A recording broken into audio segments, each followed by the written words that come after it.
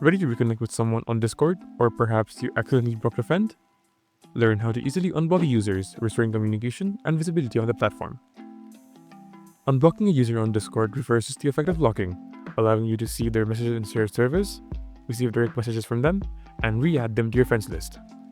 There are two primary ways to unblock someone: directly from their profile, or through your dedicated blocked users list in settings.